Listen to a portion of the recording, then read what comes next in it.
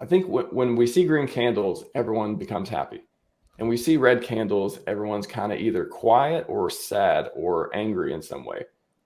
And just that whole like up and down thing, I feel like I've tried to avoid it so much where it doesn't affect me that much. Every once in a while, if I think about it, man, everything is, wow, I thought things were going to be a little bit better than this. When is it going to happen? When is this thing going to happen? If I think about it for a moment, I'm like, oh, that kind of sucks. But then I always snap back to, but what is my plan? What am I trying to do? Why am I even looking at the prices right now? All that kind of stuff. So, and then I talk about it like this too, of the green candle. If you don't get overly, I try to be more, not stoic, but try to not get overly excited when I see green candles and to make decisions based on that.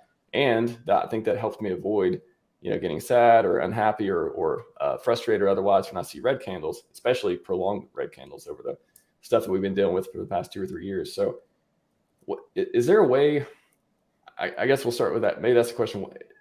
The candles, the prices, things like that, how do you not let them affect you as much, or do they affect you, and how do you deal with it once you see things going up or down or not in the direction that you were at least hoping for? Maybe not expecting, but hoping for.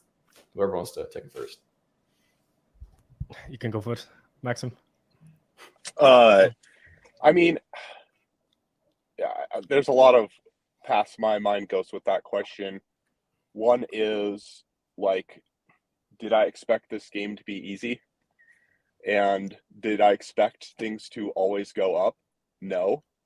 And if there wasn't, downside risk and it always went up and everyone that put money in automatically made 1,000x, like that's not realistic. And I know it's not realistic. And so I kind of accept it as part of the game. Like, it's in a sense, the game kind of has to be hard or there would be no profit on the other end. There would be no competition, which would even itself out, and there would be no reward. This is a really volatile game, and in that volatility is potential opportunity, and a lot of that too is like a reason why I feel that I really like the fundamentals. What is the token?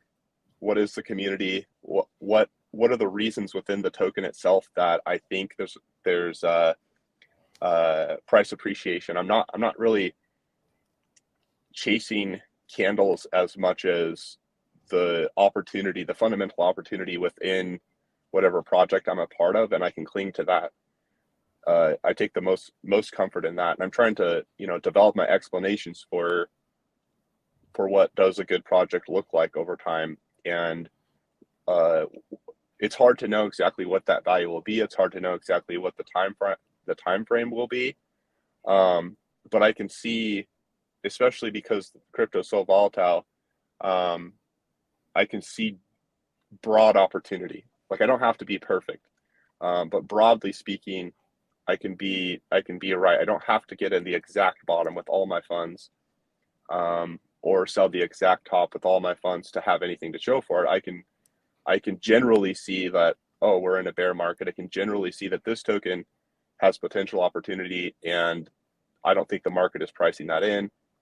But I also have to accept that I control my explanations. I control my approach.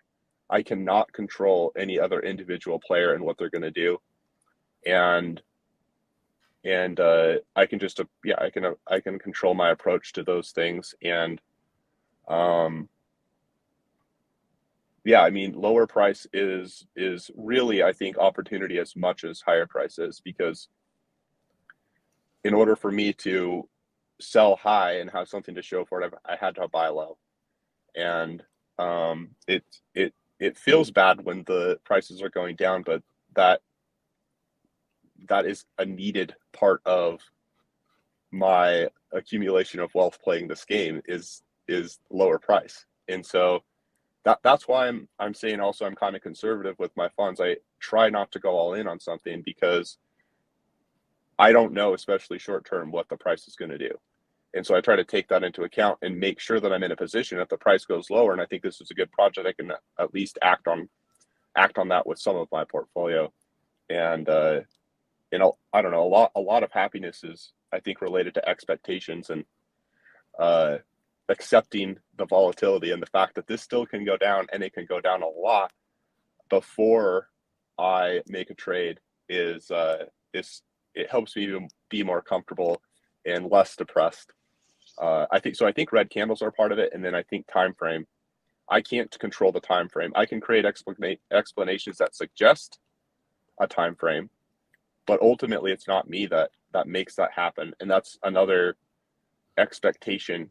I can't pretend to know, but I can make a plan that has high probabilities of working out, knowing I don't know the exact specifics of when price might start going up or something like that.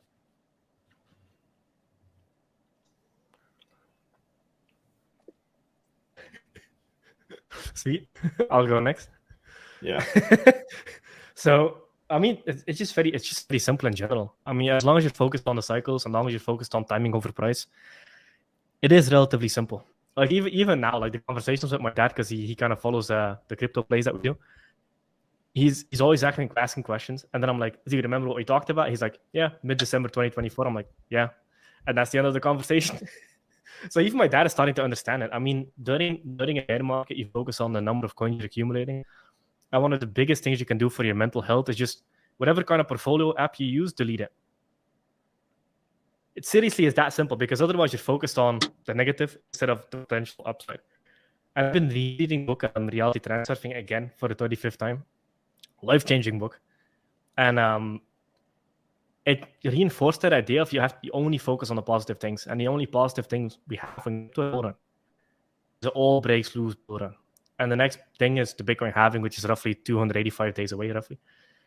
So as long as your timing is set to the future and you have the expectation that that is the time you're waiting for, all of these lower prices feel like Christmas. Pretty much. So yeah, timing beats everything. And as long as you go into it expecting, hey, I'm at least here until mid-December 2024 at the minimum, then everything's totally fine. And just delete your portfolio app. Because I think that's what brings a lot of people down to, like refreshing Blockfolio or whatever. I don't even think Blockfolio exists anymore. But like whatever portfolio app they use, I don't even have one. But in a bull market, you bet your ass I have one. And every week, nice, and tracking net worth. But then during a bear market, you don't do that stuff. That's a great point on the portfolio. I didn't even think about that. I don't have one either because I don't want to have it on my screen. So I click on it. Like I literally try to avoid it even putting it in my site because I don't want to look at the prices, especially in the bear market, as you said.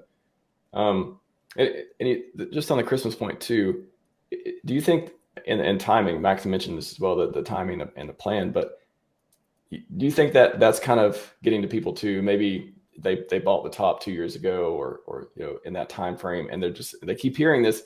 Just gotta hodl. Just gotta hold on. Gotta stick to your plan. It's gonna be Christmas. Just know these prices are great. Just keep DCA all this stuff. And do you think it gets to a point where they're just like, is this stuff even real? Like, what is going? Like, how am I supposed to keep believing this? What is going to help me keep going on? So if you get to that point or see someone like that, I mean, imagine you've all talked to people who have been going through that or seen them otherwise acted out in some way. What is the way to get unstuck on that? What is a way of like to stop doubting your plan, stop doubting yourself, stop being annoyed by hearing like, if you just hold, it'll be better, because we all believe that, but I could see how it's easy to even be like, okay, are these guys like, I'm going to start doubting everything. I feel like I've been waiting a long time. When am I going to get rewarded? How do you all think about that? I think that's a beautiful thing. I think the best way to kind of explain this is, because this is the difference between people who are new to crypto and crypto veterans, is a crypto veteran is somebody that has been around for, like, you're good at crypto if you've been around for one cycle. You're a veteran if you've been around for 2 cycles. So experience the full bear market, full bull market, bear market twice. And I think a metaphor is the best way to explain it. So let's say it's your first time building a car, and you buy all the pieces for the car, and you try to put it together, but nothing really works. And you're like, that is actually how it gets built. But then if you go to a mechanic, you're like, yeah, you just put this together, you put this together, you put this in this position, and after a while, you get a working car. So the mechanic has seen the end result before. So if you've been around and you've bought a bear market before and you've experienced a bear market emotions before, a bull market is on the horizon. So crypto is here to stay. BlackRock is getting into crypto. Fidelity. I mean, everybody's looking at BlackRock and Fidelity now. Like these guys have been in crypto since 2015. They were mining Bitcoin, and everybody thinks they're entering crypto now. They're just publicly supporting crypto now. So as long as it's like people who bought the top and are learning about the bear market, you're going to make a crap ton of money in this bull market. That's point number one. But they've never built a car and never seen them put the car together and then the car actually drives. And that's what they're going to have with this bull market.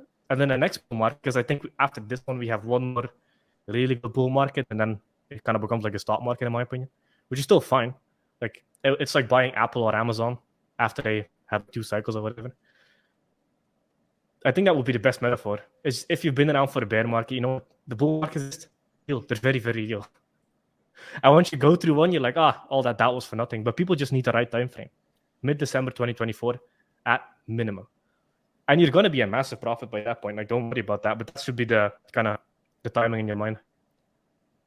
So it's like the tolerance for uncertainty. That's a key factor here. If they haven't built a car before and they don't know what it looks like and they don't have all this experience, but if they had, they would see this stuff happen, cycles, all the knowledge around that too. Okay.